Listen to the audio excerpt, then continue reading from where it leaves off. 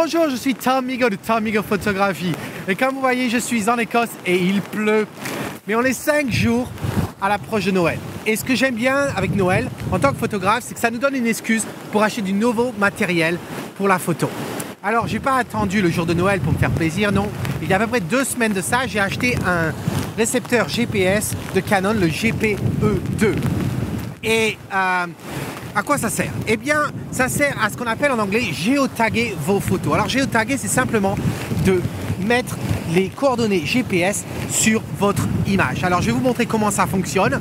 Et puis, je vais aussi vous donner une alternative, une solution qui est moins chère, puisque ça coûte à peu près 200 livres, ce petit gadget-là. Donc, je vais vous montrer comment on fait si vous ne voulez pas acheter ça et que vous avez un téléphone qui a un GPS dedans. Voilà, donc on est ici au sud-ouest de l'Écosse, dans la région de Dumfries Galloway, un endroit qui s'appelle Grey Mary's Tail. Et ce qui est intéressant ici, c'est qu'on va monter le long de la paroi pour aller voir la 5e plus grande chute d'eau de Grande-Bretagne. Et oui, elle fait à peu près 60 mètres de long. Et puis on va aller même plus loin, on va aller au Loch Skene, qui devrait être pas mal, et puis peut-être on va voir de la neige. Allez, j'y vais. Je vais vous montrer, je vais filmer un petit peu tout ça et puis on se retrouve dans pas longtemps pour parler un peu plus de ce GPS. Allez, on y va.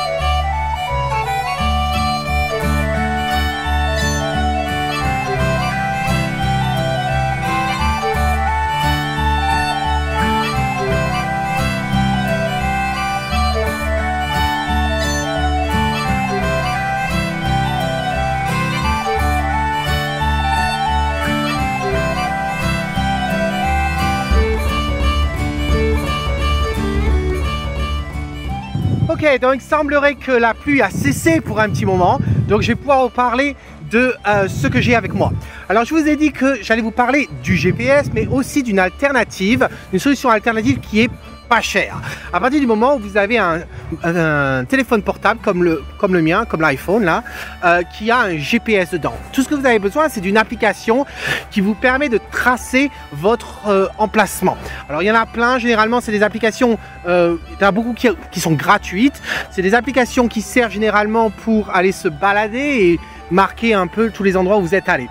Alors moi j'utilise une application qui s'appelle TrackRake, je crois que c'était gratuit et je l'ai eu, ça fait des années que j'ai ça. C'est vraiment très simple, en fait on l'active et ensuite à la fin on l'arrête et puis on peut exporter un fichier GPX alors par email ou autre, et puis après vous pouvez même ouvrir ce fichier là dans Google Earth et d'autres applications telles que Lightroom, et on y viendra quand on aura terminé la journée et qu'on ira devant l'ordinateur. Alors la chose à garder en mémoire, c'est qu'il faut faire très attention à ce que l'heure indiquée sur votre téléphone en fait soit la même heure que sur votre appareil photo, pour être sûr que ça puisse correspondre après. Donc je l'ai déjà activé, je l'ai activé au moment de partir de chez moi ce matin, donc j'ai rien à faire, je le laisse dans la poche et puis c'est tout. Alors maintenant je vais vous montrer ce que c'est que ce récepteur GPS, le GPE2. Alors, donc on a le GPS qui est assis sur le hot shoe de l'appareil. Alors, qu'est-ce qu'on y trouve? Eh bien, comme vous remarquez, le même fonctionnement que pour les flashs Canon avec le branchement pour la sécurité. Et puis, on trouve un petit caoutchouc ici protégeant de la pluie. Donc, en fait, on a la même résistance à l'eau que le 5D Mark III et autres appareils photos de ce style-là. Alors qu'est-ce qu'on y trouve en fait dessus? Eh bien on trouve 3 paramètres, le off, on et log. Alors le off c'est simple, hein, c'est l'arrêt. Le on en fait, dès que vous passez en on, chaque fois qu'il est branché sur l'appareil et que vous faites une photo, eh bien les coordonnées GPS vont être inscrits dans le fichier RAW ou dans le fichier JPEG si vous shootez en JPEG. L'option log en fait fait la même chose que l'option on, c'est simplement en plus il va enregistrer une trace de tous les endroits où vous allez vous déplacer à partir du moment où bien sûr il est activé. Et à ce moment-là, vous n'avez même pas besoin qu'il soit sur votre appareil photo, il peut être très bien dans votre poche. Moi je l'ai activé ce matin en partant de chez moi, voilà.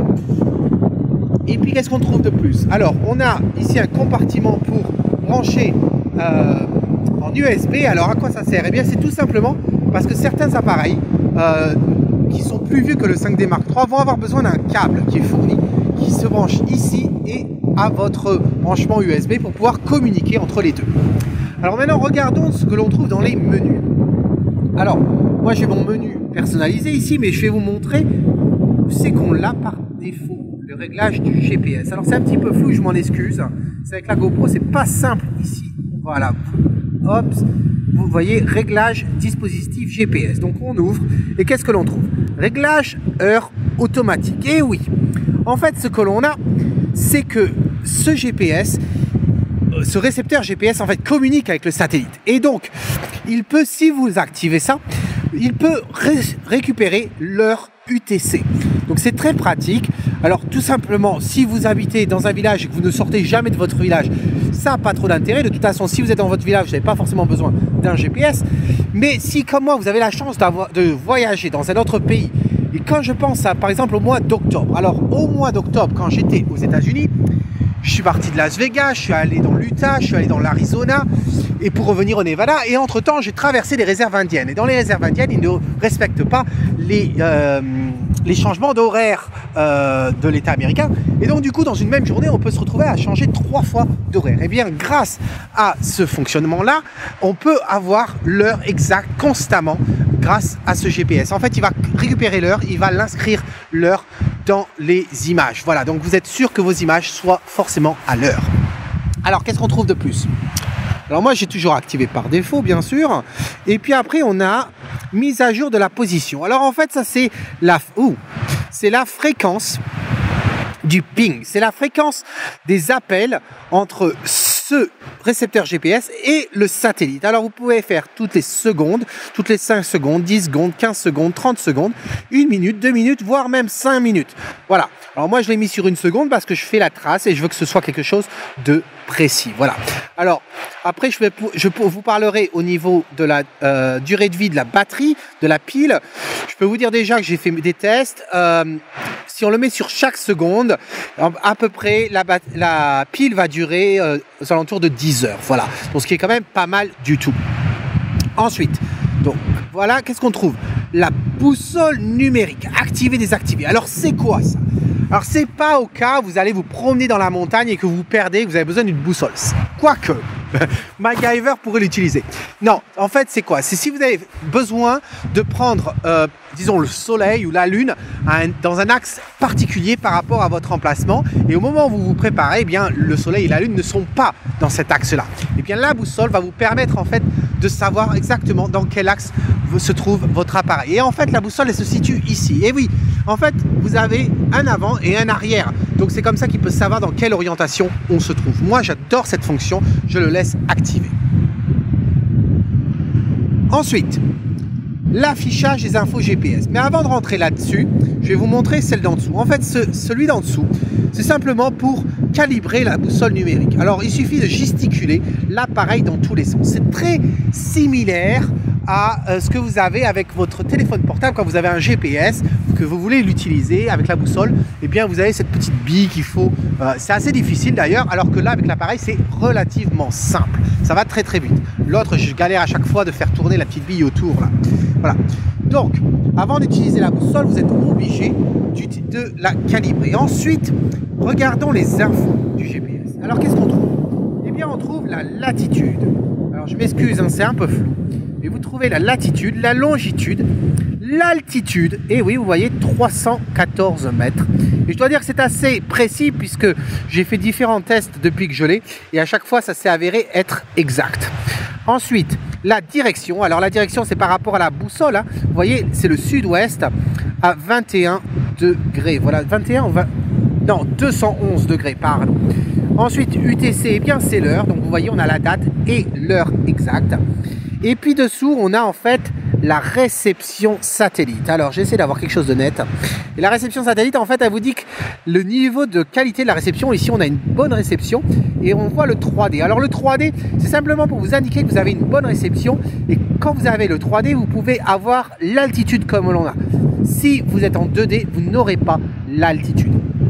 Voilà pour le menu. Alors je vais vous montrer autre chose, je vais vous montrer ceci. Alors je suis sûr et j'espère que vous connaissez ce menu si votre appareil là, c'est ce qui vous permet de garantir que votre appareil soit bien à l'horizontale. Alors là il est plus ou moins à l'horizontale, on va peut-être pas chipoter, mais regardez ce qu'on voit maintenant que j'ai le GPS sur l'appareil. On voit bien l'axe dans lequel on se trouve. Voilà.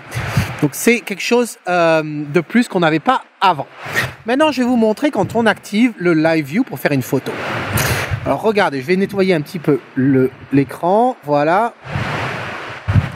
Et qu'est-ce que l'on voit ici? On voit l'orientation. Et vous voyez bien, on est bien au sud-ouest. On pointe vers le sud-ouest. Et dès que j'appuie un petit peu sur le bouton déclencheur, vous voyez qu'on a le symbole du GPS qui arrive. Alors, est-ce que vous allez le voir? C'est pas facile du tout de trouver le bon focus ici, voilà, le GPS. C'est simplement pour vous indiquer comme quoi le GPS communique bien avec l'appareil et donc que les renseignements vont être écrits. D'ailleurs, je vais prendre une photo. Voilà. Voilà, très belle photo, hein, n'est-ce pas? Et on n'a pas forcément les bonnes conditions lumineuses. Et je vais aller dans Info. Et vous remarquez que dans Info, ici, nous retrouvons la longitude, la latitude, l'altitude également de 313 mètres et puis l'orientation sud-ouest 211 degrés. Voilà, et l'heure en UTC juste dessous. Voilà les menus, c'est tout. Voilà, il n'y a rien d'autre, c'est ce qu'on verra après. Donc je vais me balader, hein, je vais vous amener, on va découvrir cette chute d'eau, on va monter tout en haut, aller voir le lac. Et puis on redescendra après pour prendre l'autre sentier qui est en bas, je ne sais pas si vous le voyez, et qui va nous permettre d'aller au pied de la chute d'eau s'il ne pleut pas trop et que ça devient intéressant. Je vais prendre plein de photos, à la fois avec cet appareil-là qui a le GPS dessus, mais aussi avec mon 60D que j'ai dans le sac, qui lui ne peut pas fonctionner avec ce GPS et donc je vais utiliser l'autre méthode, celle avec le téléphone portable et je n'ai absolument rien à faire pendant tout ce temps-là. Voilà. Qu'est-ce qu'il y avait d'autre? Mais il n'y a rien. À la fin de tout ça, on sera devant l'ordinateur, on regardera les logiciels Canon qui nous permettent de faire quelque chose grâce aux informations GPS et puis je vous montrerai aussi avec Lightroom. Allez, on y va maintenant.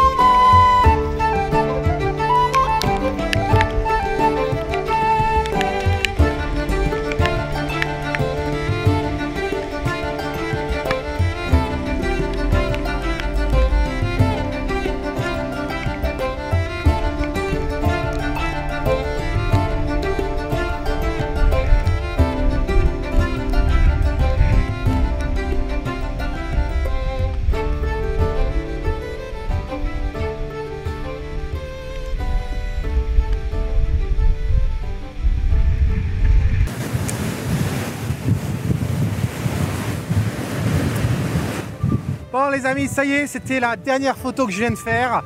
Alors elle est peut-être pas extra parce que de toute façon c'est avec le tilt shift, donc c'est focus manuel.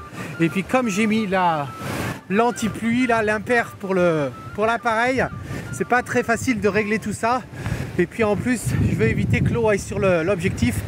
Donc on verra ce que ça donne. En tout cas l'angle est intéressant je pense. Je vous avouerai que je suis assez, je suis pas trempé mais je commence à avoir froid. Donc je vais prendre tout ça, je vais aller à la voiture, je rentre à la maison, je prends une douche. Et on fait la suite devant l'ordinateur avec les outils Canon et puis Lightroom. Et on voit comment on peut mettre les coordonnées GPS. Allez, à tout de suite.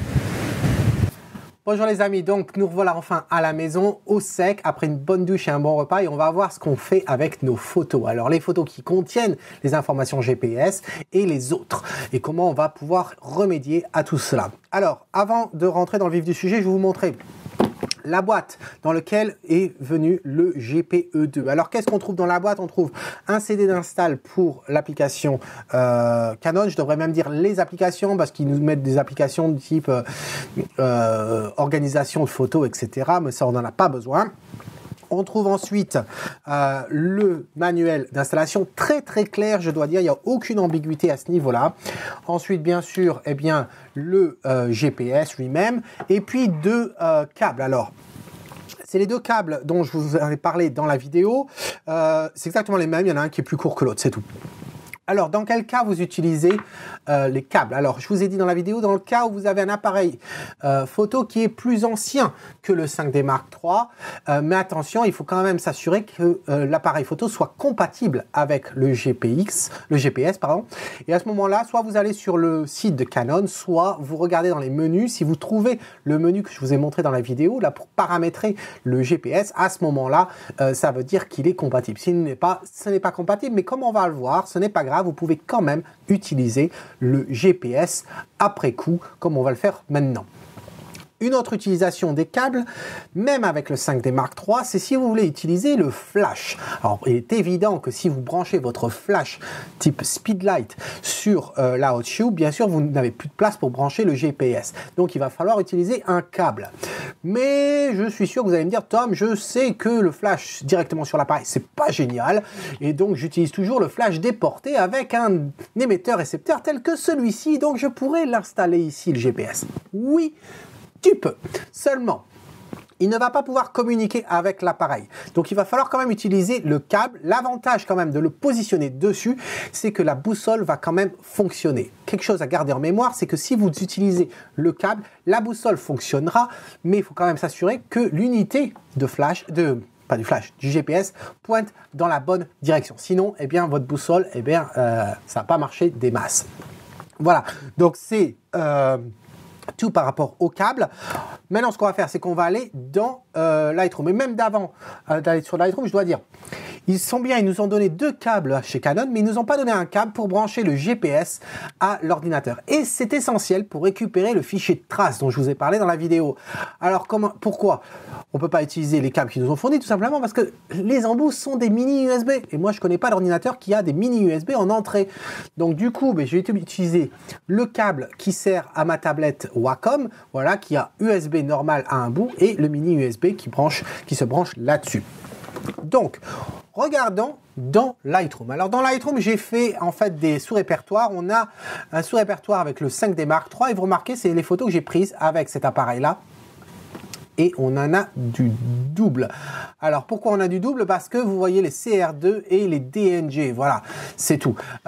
C'est pas trop grave. Mais ce que vous remarquez surtout, c'est ce petit icône là sur l'aperçu. C'est en fait pour vous indiquer que vous avez des coordonnées GPS stockées dedans. Voilà. Et vous pouvez remarquer d'ores et déjà que vous ayez un fichier CR2 ou que vous l'ayez converti en DNG, vous voyez bien que l'information GPS est passée dans le DNG. Et oui, je vous l'ai déjà dit, le DNG contient absolument tout de ce qu'il y a dans le CR2, même si Lightroom ne va pas forcément tout utiliser, comme le fameux point de focus, etc. Donc l'information reste. On sélectionne une photo, on voit ici dans le champ GPS les coordonnées GPS, mais c'est pas tout. Donc maintenant, si on passe dans le module carte, qui est quand même celui qui nous intéresse le plus, on remarque que notre photo, eh bien, on a bien l'information GPS et on a l'information élévation et la direction. Alors, on regarde toutes ces photos, on en a 12, hein, il nous les détecte les 12. Je vais double-cliquer pour zoomer davantage. Voilà. Alors, ici, bon, on a une carte comme ça, on pourrait très bien utiliser simplement un plan. On y verra peut-être un petit peu mieux. Voilà, et il nous trouve toutes les photos. Et alors, il suffit en fait de cliquer sur une photo pour voir où se trouve la photo sur la carte. Jusque-là, rien d'extraordinaire. C'est quand même super d'avoir ça. Et puis, si vous cliquez sur une photo, eh bien, vous pouvez naviguer. Alors là, pourquoi on en a plusieurs? Parce que il les a trouvés à cet endroit-là. Ensuite, regardons de plus près l'outil de Canon qui est le Map Utility. Alors, je l'ai installé en anglais, hein, je suis désolé. Je n'allais pas le désinstaller pour l'installer en français, etc. Donc, je l'ai installé en anglais et c'est très simple à utiliser. Ce qu'on va faire d'abord, c'est qu'on va importer nos fichiers photos. Alors, on ne va pas aller dans le répertoire 60D, on va aller dans le répertoire 5D. Et puis, vous remarquez qu'il ne connaît toujours pas le DNG. Donc, ça ne va être que les fichiers CR2. Voilà. Je fais l'import. Et on a nos photos sur une carte. Alors, ce qu'on remarque, déjà la différence par rapport à Lightroom, c'est que sur les emplacements, on remarque ce petit triangle mauve qui en fait indique l'orientation. Dans Lightroom, on avait l'orientation, je clique sur une photo, on l'avait ici, direction sud-ouest, comme on a vu dans la vidéo. Mais dans l'outil de Canon, il nous fait quelque chose de graphique ici. Voilà, c'est tout. C'est la seule véritable différence au niveau de la vue. Je pourrais très bien passer en satellite si je le souhaitais. C'est exactement la même chose. C'est Google Maps derrière. Il n'y a pas de différence. Si on clique sur une photo, je pourrais faire vue, afficher les informations. Et là, on voit les informations de chaque photo. Alors, on retrouve bien le signal du GPS qui était bon, l'heure UTC, la latitude, la longitude, l'altitude, les coordonnées, le système utilisé pour les coordonnées, l'orientation, et puis là, le landmark, c'est autre chose, mais il n'y a pas d'information à ce niveau-là. Donc ça, je vais le mettre de côté. Maintenant, ce qu'on voudrait faire, c'est importer le fichier de traces. Alors, il suffit d'aller dans le menu GPS log, ça c'est des anciennes traces, et donc je vais brancher mon GPS. Avant même de le brancher, il faut l'activer, le mettre sur la position on, et je vais donc le brancher avec le câble USB. Voilà, dans quelques secondes, l'application de l'iMac va se déclencher parce qu'il détecte qu'il y a un nouveau connecteur, donc voilà, là j'en ai pas besoin de cette application-là, mais je peux pas la désinstaller malheureusement. Donc, ce que je vais faire, c'est que je vais importer maintenant ici. Et il nous dit, attention, si vous voulez importer, assurez-vous que vous êtes bien connecté à votre appareil. C'est évident. Donc, je fais ensuite. Et là, il nous détecte bien le Canon GPE2.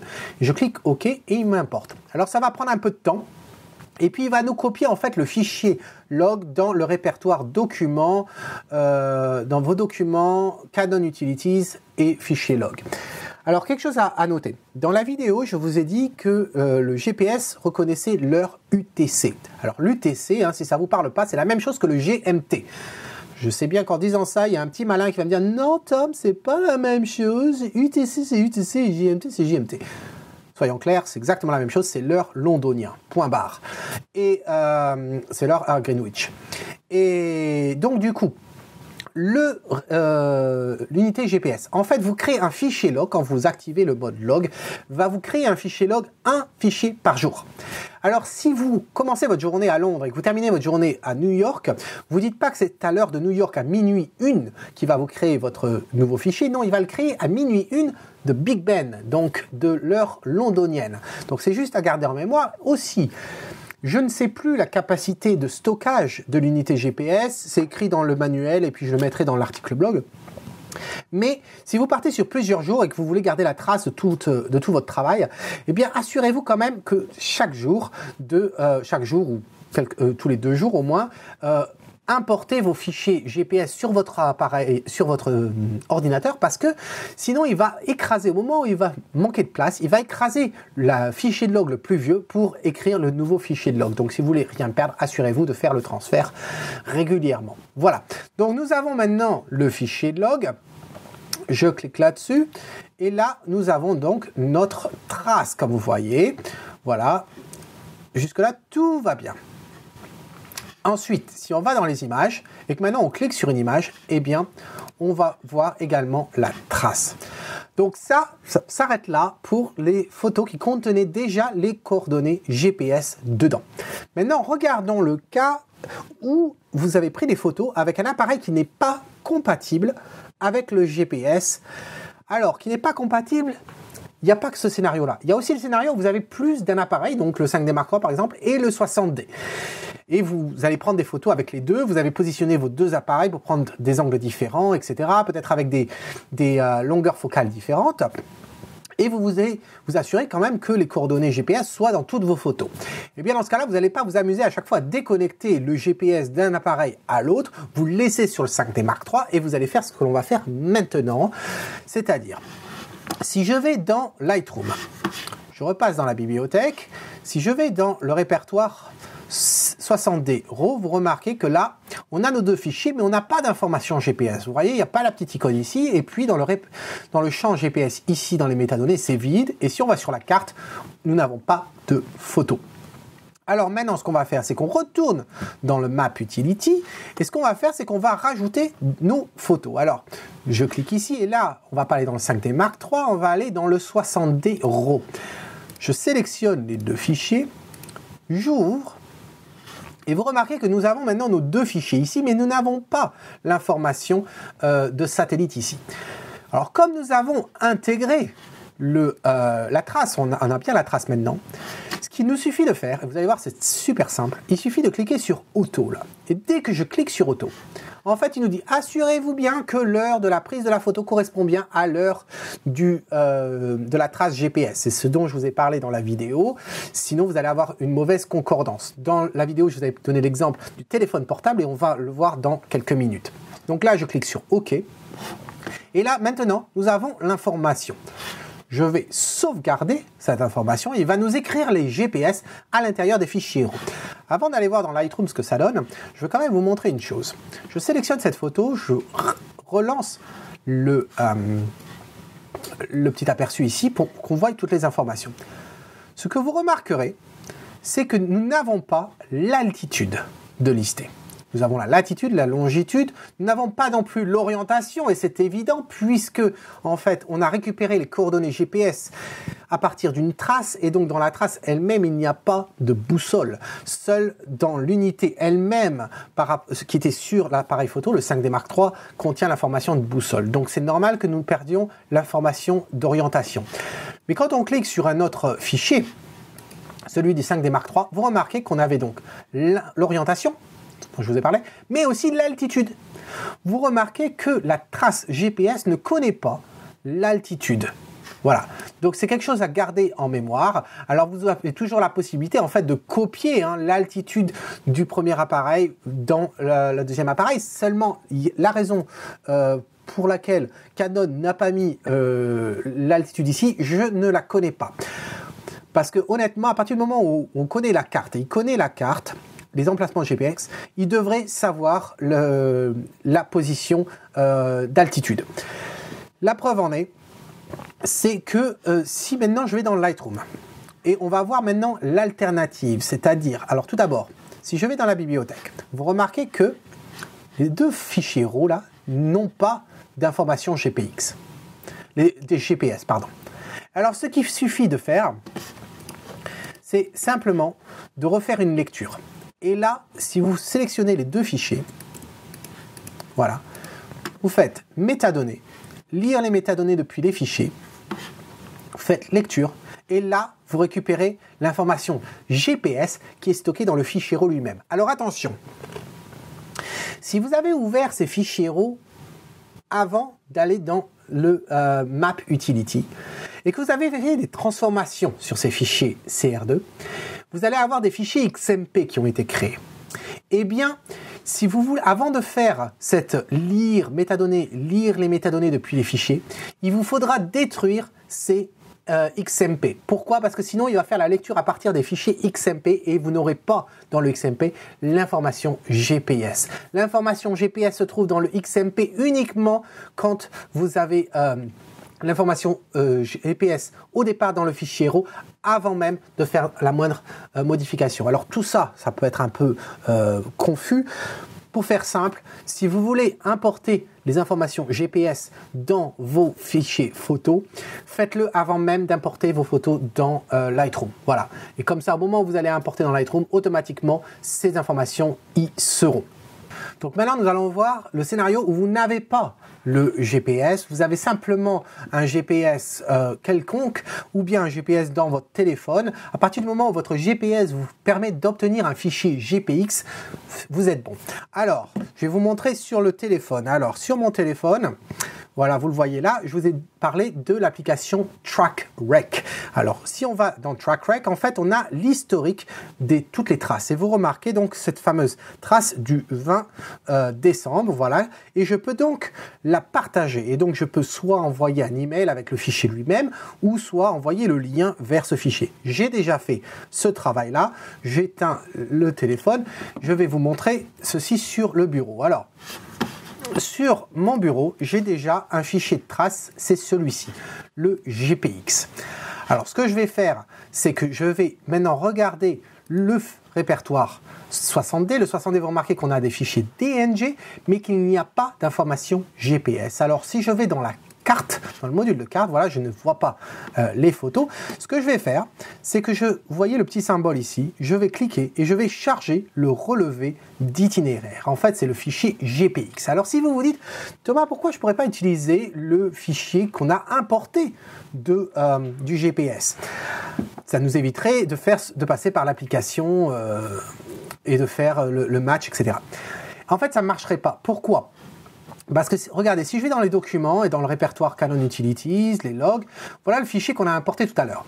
Et ce fichier log, en fait, c'est un fichier zip. Si vous renommez ça en .zip et que vous l'extrayez, extrayez son contenu, vous verriez que vous auriez un fichier GPX, mais qui n'est pas au format GPX, c'est un format NMEA, quelque chose comme ça. Et donc, vous auriez besoin de le convertir pour obtenir un fichier GPX. C'est faisable, je l'ai fait. Il vous faudrait une application qui s'appelle, en fait, GPS Babel. Voilà. Vous l'avez là, GPS Babel, et c'est ça qui vous permettrait de le faire. Je vous avouerai que, bon, vous convertissez un fichier, etc., c'est un peu, c'est pas difficile, mais bon, c'est un peu, voilà, c'est un peu lourd comme process.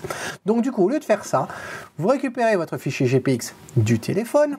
Donc là, je vais sur le bureau, la trace GPX, vous sélectionnez. Là, il analyse la trace et il nous montre la trace. Donc, vous voyez, elle se rapproche c'est très proche de ce qu'on avait avec le map. Hein. Donc, si je ferme cette app ici, on clique sur la log, voilà, et vous remarquez, c'est bien la même trace. Voilà. Et on regardera de plus près hein, si c'est vraiment la même trace. Donc, maintenant que j'ai ça, en fait, je sélectionne toutes les photos que je veux. Je reclique sur ce petit menu et en descendant, vous voyez balisage automatique des 2 photos sélectionnées. Et bien, à peine je fais ça, regardez, mes photos, non seulement elles ont une petite icône en bas sur l'aperçu, elles apparaissent sur la carte et on voit bien l'information GPS. Et vous remarquez quelque chose? Regardez, le fichier GPX de mon téléphone a pu récupérer l'élévation, alors que celui-là, il ne l'avait pas. Donc c'est quand même la grosse question à Canon, pourquoi vous ne donnez pas l'élévation dans votre fichier GPX? Si mon téléphone peut le faire, pourquoi vous ne le faites pas? Voilà, c'est quand même dommage, je trouve. Donc voilà, et là maintenant, du coup, vous avez vos photos, hein, comme on avait tout à l'heure. Pardon, il n'y a aucune différence avec ce qu'on avait tout à l'heure. Donc c'est une alternative vraiment pas chère à partir du moment où vous avez un GPS. Alors, avant de se quitter, je veux quand même vous montrer une chose. C'est comparons le fichier GPX venu du téléphone et le fichier GPS du GPS de Canon. Alors, comparons-le, je viens de le faire, c'est Google Earth ici, et vous avez donc en rouge la version Canon, en bleu la version de l'iPhone. Voilà.